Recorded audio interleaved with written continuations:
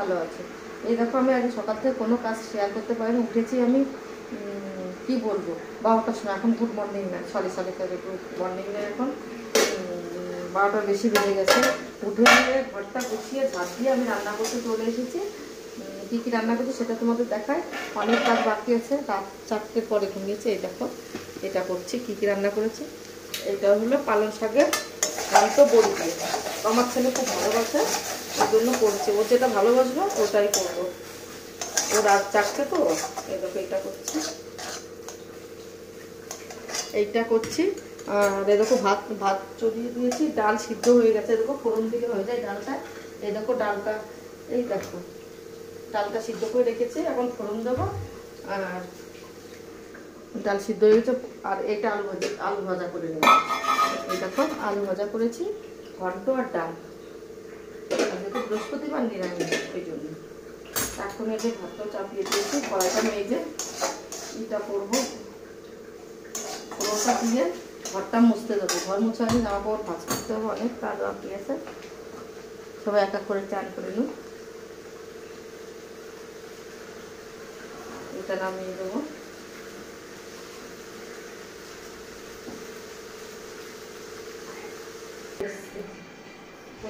স্নান করবো।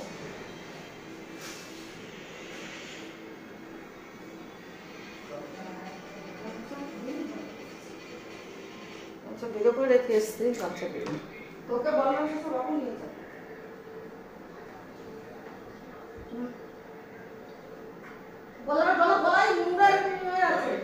কি অবস্থা, গলায় ভিজে গেছে। এখন এখনই গলাটা জলদি চলে যাবে বাবা। হ্যাঁ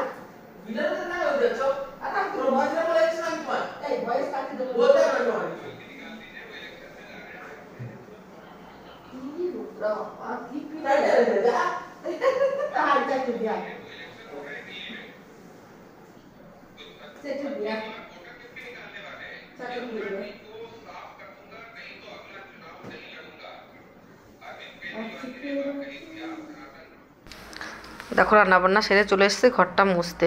কি বলো তো, আমি তো অনেক বেলায় উঠে তখন আর ঘরটার জামা কাপড় কিচ্ছুই কাছি না। আজকে জামা কাপড় হাতে কাচবো না, মেশিনে দেবো, সেটাও তোমাদের সঙ্গে শেয়ার করে দেবো। এই দেখো আমি সব কিছু গুছিয়ে নিয়ে ঘরটা ভালো করে মুছে নিচ্ছি। ঘর মুছার পর কাপড় হয়ে গেল, তার আমি স্নান করে আসবো। স্নান করে এসেই খেতে দিয়ে দিতে পারবো। তাই ভাবছি যে চলো তাহলে স্নান করেই আগে ঘরটা মুছে নেই, তারপর অন্য কাজ করবো। আজকে রান্না করলাম, দেখতে পারলাম আমার ছেলের পছন্দের সব। আমার ছেলে এইমাত্র উঠেছে, ছেলের সঙ্গে একটু চিৎকার করলাম। ছেলেকে বলছি হাত পা ডল, ও একদম টলছে না, ওকে সাবান দিয়ে দিতে হবে। তো ও না নিচ্ছে না আজকে। কেন, আর ও অনেক বেলায় উঠেছে তো, 1টা বেজে গেছে এখন। 1টার সময় উঠেছে, ওরও ঘুম ভাঙছিল না, সারা রাত পড়েছিল তো, ওই জন্য তার বেশি জোর জবস্ত করছে না। যেদিন দিনে দিনে ঘুম হবে তখন আমি জোর জবস্ত করবো ওকে। আর এখন সারা ঘরটা এরকমভাবে মুছে নিই।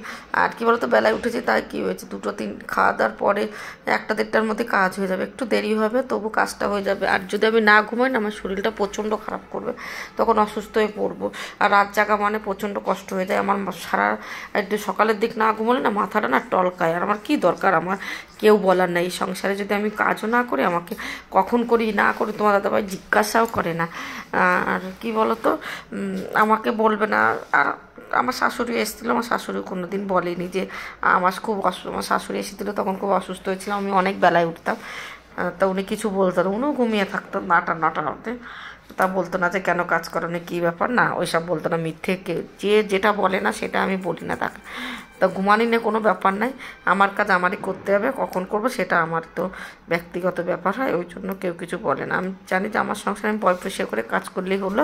আর আমার যখন টাইম হবে তখন আমি কাজ করবো, কারণ আমার শরীরটা আমি ভালো মন্দটা বুঝবো। দেখো ঘর মুছতে দেখতে পাচ্ছ নিচে হয়ে কি নিচে চুল আর নোংরা। ওই আমাদের মাথার চুল তো সবার ছোটো ছোটো চুল, বড়ো চুল দিয়ে সব এক জায়গায় হয়ে গেছে, ওইটা আমি বাইরে ফেলে দিয়ে আসি। কী বলতো, মুছতে যত চুল নোংরা হয় হাত দিয়ে ফেলে দিলে মুছতে বেশ সুবিধা। আমি কিন্তু ঘর মোছার আগে ঘরটা মুছে ঝাড়ু লাগাইনি, তাহলে একটু তাড়াতাড়ি হয়। আর আমার একটা মপ কিনতে হবে, কিনবো একটু ঘর। কি বলবো তোমাদের, তো আমি বলে যে আমি মিথ্যেবাদী হয়ে যাচ্ছি তোমাদের কাছে। কি বলতো, সত্যি কথা বললাম ফার্নিচার করবো, করলাম না। সে 1 বছর 2 বছর ধরে তোমাদের শোনাচ্ছে আমার। তারপরে বললাম কালার করবো, আমার সত্যি কথা কি তোমার দাদাভাই আমাকে বলেছে কালার করার কথা, মিথ্যে বলবো না। কিন্তু আমার এতটা ভয় পাচ্ছে, আমি কি বলবো, প্রচণ্ড আরে ভয় পাচ্ছি।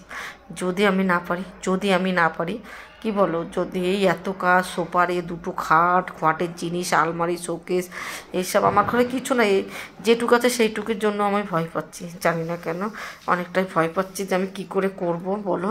আমার তো গায়ে অত শক্তিই নাই গায়ে। তা আমি ভাবছি বাড়িতে কেউ ডাকবো, কেউ আসবে না, কে আসবে, সবার সংসার আছে আমার।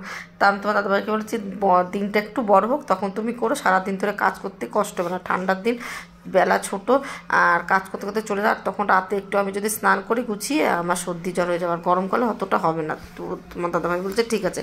আমি সব জিনিস বাইরে নামিয়ে দেবে, সব খাটমাট খুলে দিলে কি ভালো হবে জানো না, তাই তাড়াতাড়ি কাজটা করতে পারবে ওরা।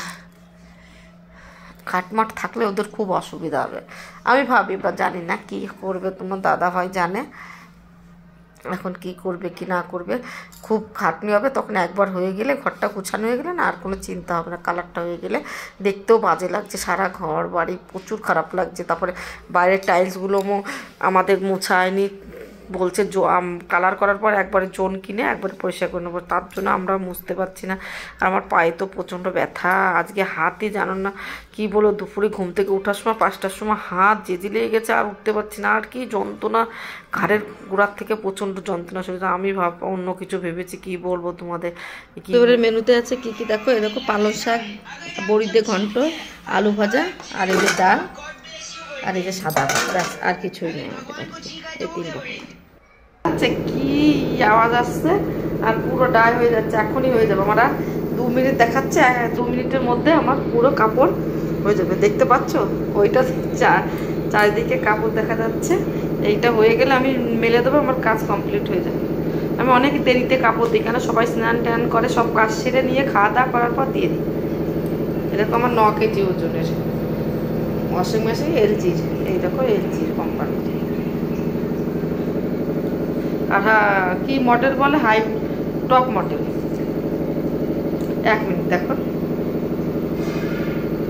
তোমাদের দেখিয়ে দিচ্ছে, আমার খুব ভালো লাগছে। কিছু বোঝা যাচ্ছে কি আওয়াজ আওয়াজ আওয়াজ আওয়াজ, বাহ।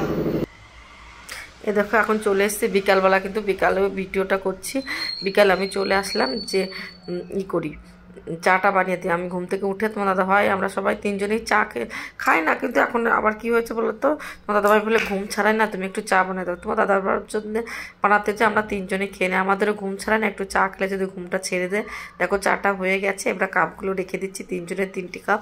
আমার ছেলেকে একটু খেতে বলবো, দেখি খাই নাকি। আমার ছেলেও খেতে চায় না, আমি বলি একটু বিস্কুটে চাটা খেয়ে নে বিকালে, বেশ পেটটা ভরা থাকবো। খেতেই চায় না, জোর জমস্ত করে। ওকে একটু চিকেন দিলেও খুব ভালোবাসে, আর কি বলবো, ওর অন্য কিছু খেতে আর ভালো লাগে না। দেখো চাটা নিয়ে যাচ্ছে, আমার ছেলে সোফায় বসে আছে, তোমার দাদাভাই বসে আছে। চাটা দিয়ে আসে, টি টেবিলটা কেনা হচ্ছে না। তোমার দাদাভাইকে কালকেও বলেছি টি টেবিলটা বানাতে দাও, বলছে ঠিক আছে। যাকে বানাতে দিয়েছি সে বলছে একবারে টি টেবিল, কী বলে, ডাইনিং টেবিলটা এখন কিন্তু আমরা ডাইনিং টেবিল বানাতে পারছি না, দেখি বানাতে কবে দেয়। তো অনেক অনেক অনেক খরচা শুধু শুধু বাড়িতে গেছে। আবার বলছি, কালকেও বলেছি ভিডিও, আজকে বলছি, ওই টাকাতে আমার সব কালার হয়ে যেত, কিচেনের কভার হয়ে যেত, ডাইনিং টেবিল, তারপরে তখন আর বুদ্ধি আসেনি, চলে গেছি। আর দেখো ওদের তো দিয়েছি, সেটা তো বাড়িতে, এখান থেকে তোমার দাদাভাই বলেছিল দিয়ে দাও, তাও তোমার দাদাভাই ঘুরে আসলো। অনেক দিন পর আমরা গেলাম বাড়িতে ঘুরতে, তা মাঝে মধ্যে তো যেতেও তো হয়, ওইটা ভাবলে তো হবে না। বন্ধুরা তোমরা সবাই কেমন আছো, আশা করি সুস্থ আছো, ভালো আছো। দেখো বাড়ির পর মাছ দিতে এসছে, এই দেখো দেখো ব্যাক ক্যামেরা, মাছ মাছ নিয়ে চলে আসছে, ওই দেখো মাছ। এই শোল মাছ কে নেবে বা না কি, এইটা কি মাছ, এই মাছ কে নেবে? মাগুর মাছ, মাগুর মাছ নেবে বিজয়, শোল আর মাগুর নেবে, কই নেবে না। কাতে তোর বড় ফোন করো, আরে একটা ফোনও লাগছে। 1 কিলো একটা শোল কিন্তু তুলে দেবেন, আর 4-5 টাকা দিয়ে এই 1 কিলো কই দিতে, 1 কিলো না এতে 3-4টা কই দিলে হয়ে যাবে।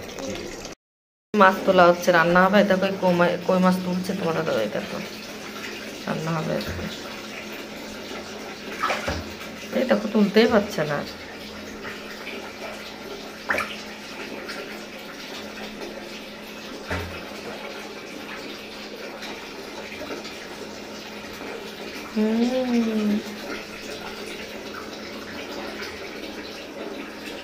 পাচ্ছ না?